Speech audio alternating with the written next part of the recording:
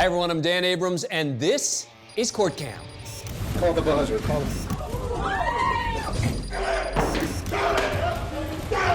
Take him back! Take him out! I hope you die in prison as well.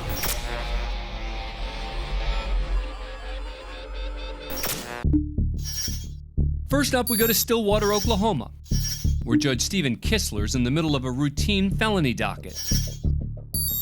In the jury box, two inmates wait to be called to the podium. Neither is a stranger to the courtroom. 30-year-old Craig Phillips' long and disturbing criminal history includes felony drug charges and 2 counts of indecent exposure that involved children.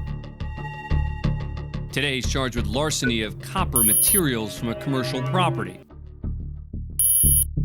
Next to him, 32-year-old Jonathan Goodman, whose rap sheet is long and violent. It contains previous convictions for assault with a dangerous weapon and domestic abuse. Now he's facing charges including possession of methamphetamine with intent to distribute. Watch as Goodman glances to his right, then unleashes.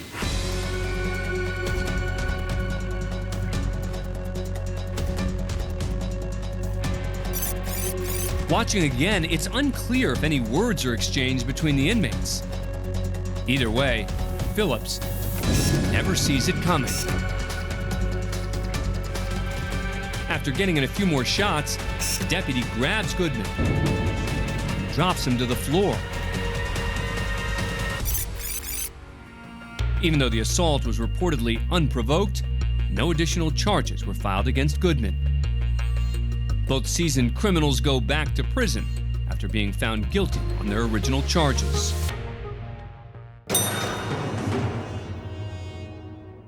Mr. Kenneth Stancil? Yes, sir. Good afternoon. Would you please stand? Next, we go to the Wayne County Courthouse in Goldsboro, North Carolina. The defendant, 20-year-old Kenneth Stancil, is accused of killing Ronald Lane, his former boss at a college print shop. The one-time Boy Scout and now self-described white supremacist was fired by Lane for having too many absences. Stancil was caught and arrested in Daytona Beach, Florida, and shuttled back to North Carolina to face trial. You have been charged with first-degree murder. Yes, sir. The maximum punishment for that charge is the death penalty. Yes, You sir. understand that? Yes, sir. Because you're charged with that crime which carries that type of sentence, you have a right to a court-appointed lawyer. No. Like a lawyer, you can't afford one, I will appoint you one. Would you like a lawyer? No. Stancil openly admits to shooting Lane, claiming his former boss, who was gay, had flirted with his kid brother. And he apparently has no problem telling the judge how he feels. I knew in my mind that I could get life, you know, I could get the death penalty, you know what I'm saying? I knew that, you know what I'm saying? If you follow my top 8, I will kill you, you know what I'm saying? If you're a child molester, a fucking rapist, I don't what you want.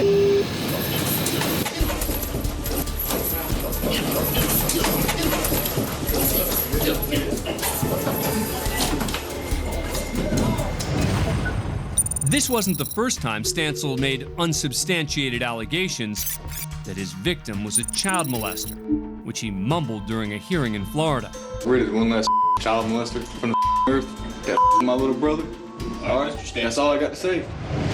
Back in North Carolina, Stancil's calmed down and returns to the court. But this time, his demeanor is noticeably different. Yes, sir. At Stancil's trial, none of the allegations made about Lane were substantiated in any way. As for Kenneth Stancil, he was found guilty of first-degree murder and sentenced to life in prison with no chance of parole. That's all. You take it back to the jail.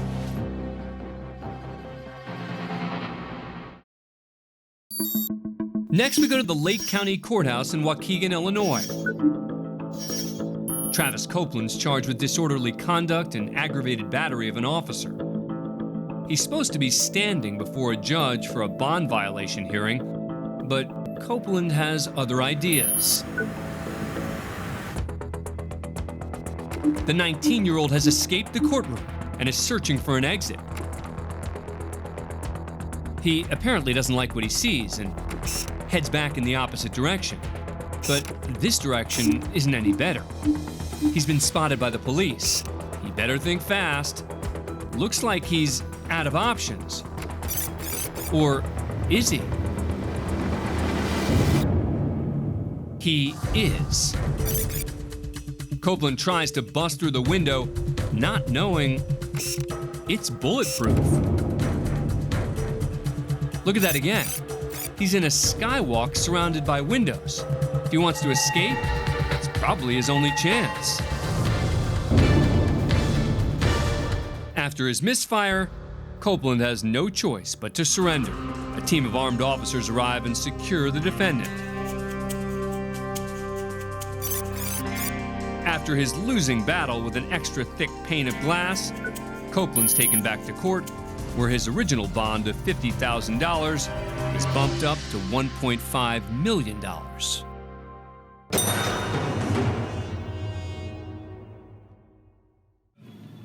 You're Jesse Coleman? Yes, sir. You know why you're here today? Next, we take you inside the Washington County Courthouse in Bartlesville, Oklahoma. That's Carla Robinson and her stepdaughter, Jessie Coleman. Actually, why don't you two both come stand right here, right in front of me.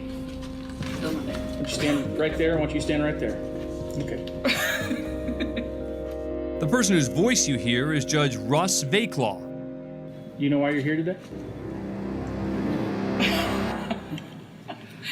Well, some things are worth the wait. Oh, okay. I received a letter yesterday about you.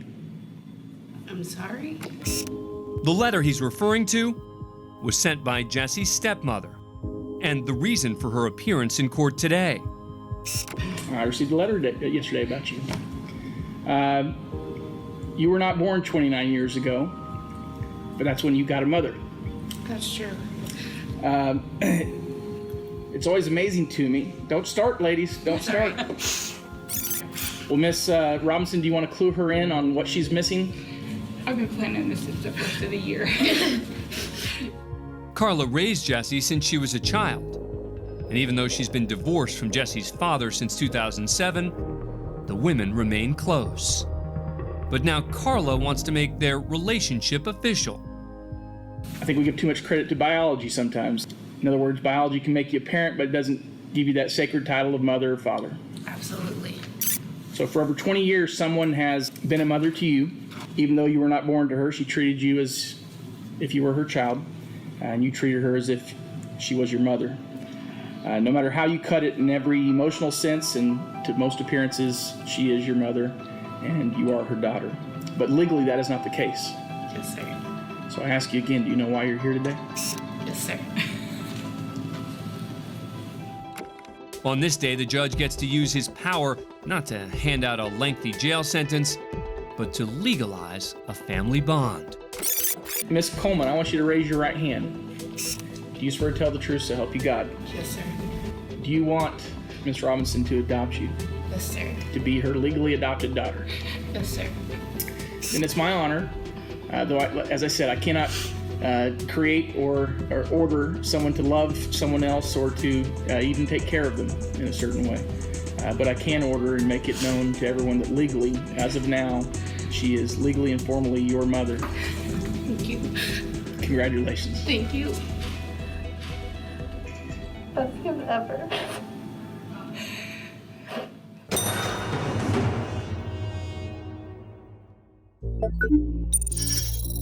Now to Jefferson County, Wisconsin, where 25-year-old Andrew Worth is being arraigned on 2 counts of first-degree intentional homicide. Witnesses say that inside this bar, an off-duty female police officer pinches Worth's backside, leading to an argument between Worth and the woman's boyfriend. The altercation spilled over outside, where Worth is alleged to have fired 3 shots from a .38 caliber handgun, killing the off-duty officer and her boyfriend. The parents of the female victim, as well as fellow officers, sit just a few feet behind the defendant in the courtroom. The judge has set Worth's bail at $1 million, and he is less than thrilled.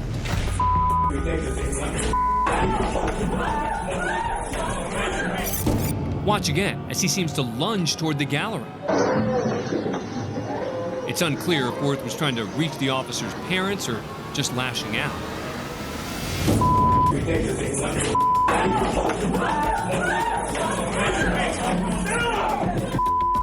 As officers wrestle to gain control, the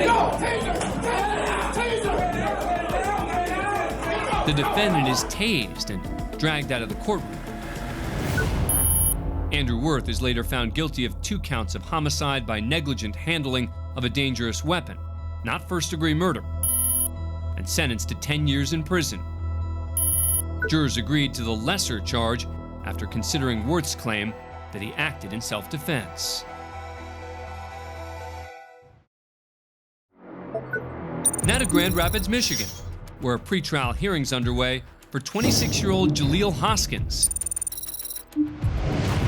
Nearly a year earlier, police responded to a domestic disturbance between Hoskins and his girlfriend at their apartment.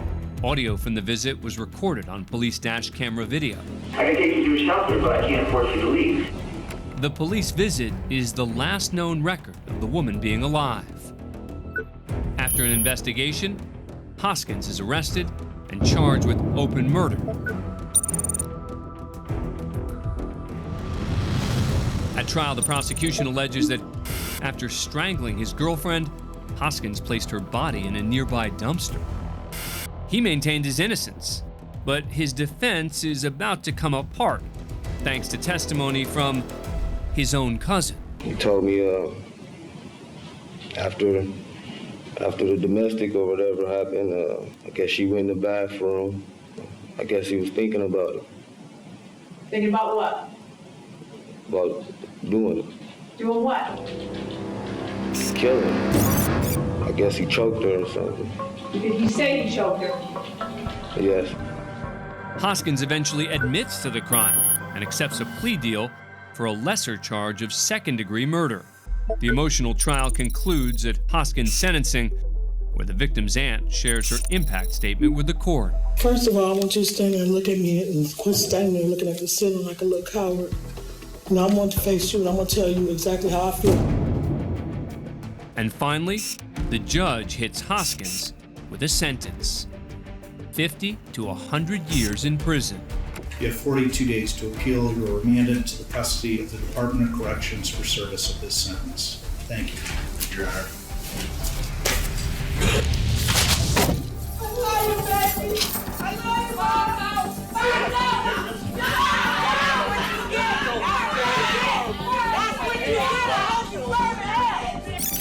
Watch again as Hoskins lashes out at the judge.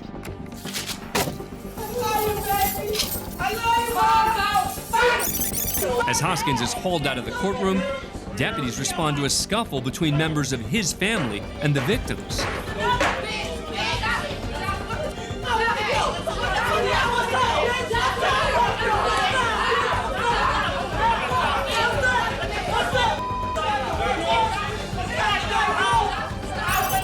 Court's in recess for 15 minutes.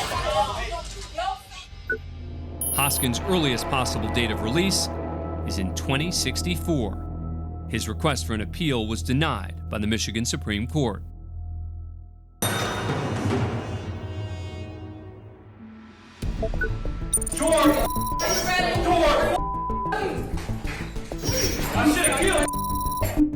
Next, we go to Portland, Oregon, for a story we've been following closely here at Court Camp.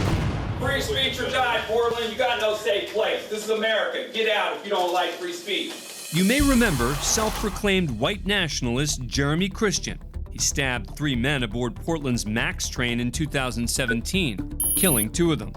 He was charged with 2 counts of aggravated murder and 1 count of attempted murder. Christian's violent rampage actually started the day before on the same exact train when he came across fellow passenger Demetria Hester. He got on the train ranting how he is a neo-Nazi and do not have the right to even be on this train. When Hester refused to back down, Christian threw a bottle at her, striking her in the face. Christian was not charged in that incident, but at a pretrial hearing in the murder case, Hester's called as a witness for the prosecution. Her testimony quickly sends the white supremacist into a fury. For 2 years, this senseless hate crime that was deliberately and Manufacturer. I'm the victim. You're on video macing me. Liar. Liar. You liar.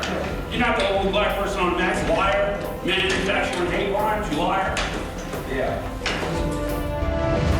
Christian's murder trial lasted 4 weeks, while much of Portland anxiously awaited a verdict. Finally, almost 3 years after the violent attack, the jury came back with a unanimous decision. On count 1, the verdict is guilty.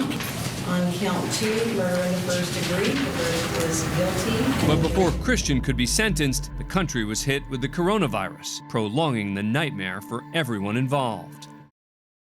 This is America. Get out if you don't like free speech.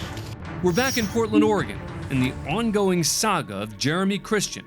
Christian, a self-proclaimed white nationalist, stabbed and killed 2 people and attacked this woman, Demetria Hester, in separate attacks on Portland's MAX train in 2017.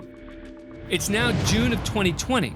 Christian was brought back into the courtroom, this time with a new haircut, but the same bad attitude. As victims stepped up to give impact statements, Hester delivered a punishing verbal punch. And when you die and go to hell, I hope you rot. See you there.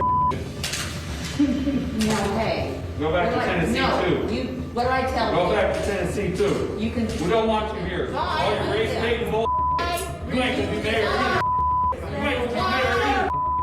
Are you ready?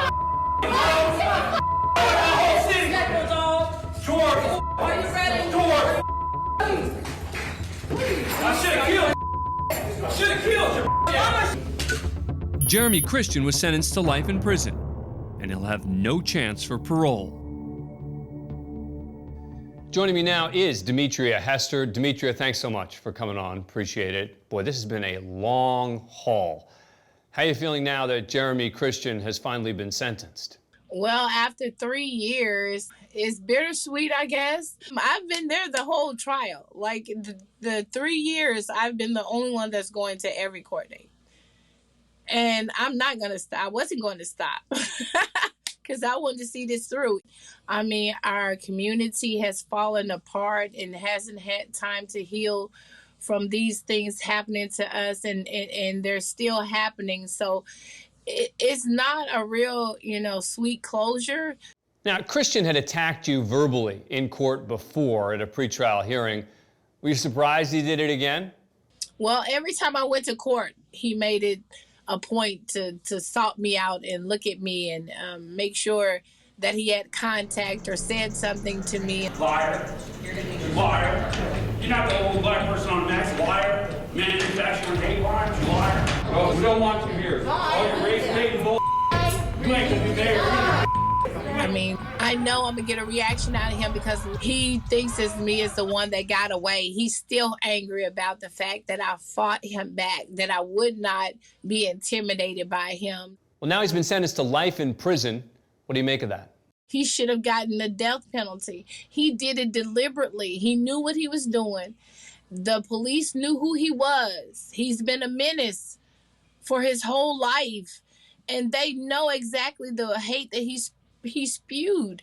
Now, when video of this incident came out, one thing everyone noticed was that he looked a little different. Yes, he showed up that day looking like that, like this Nazi haircut. So when I saw when he did like that and it was some kind of symbol in his head, I was just like, now you're in there recruiting people to be what you want them to be, which is white supremacists. So you got what you wanted, but yet we are paying for this until he died. And that's why I was fighting so hard for the death penalty, when all the time you have no reason to hate. It's just something you want to do. Demetria Hester, thank you so much for joining us. We appreciate it. That's all for this edition of Court Cam. I'm Dan Abrams. Thanks for watching.